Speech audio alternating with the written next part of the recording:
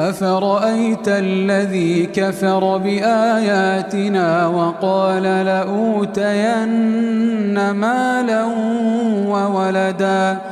أطلع الغيب أم اتخذ عند الرحمن عهدا كلا سنكتب ما يقول ونمد له من العذاب مدا ونرثه ما يقول ويأتينا فردا واتخذوا من دون الله آلهة ليكونوا لهم عزا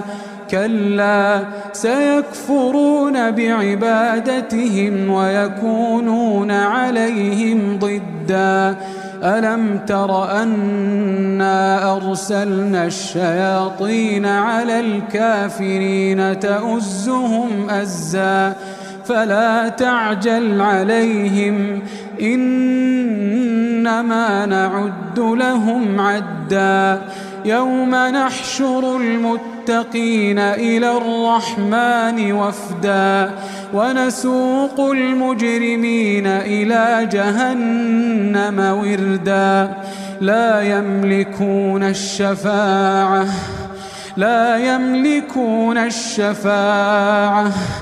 لا يملكون الشفاعة إلا من اتخذ عند الرحمن عهدا وقالوا اتخذ الرحمن ولدا لقد جئتم شيئا إدا تكاد السماوات يتفطرن منه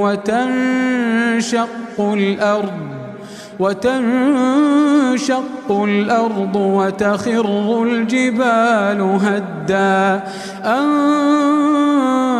دعوا للرحمن ولدا وما ينبغي للرحمن أن يتخذ ولدا إن كل من في السماوات والأرض إلا آتي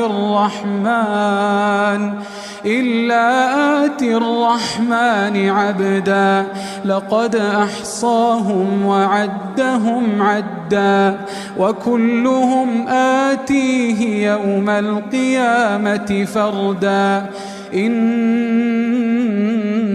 الذين آمنوا وعملوا الصالحات سيجعل لهم الرحمن ودا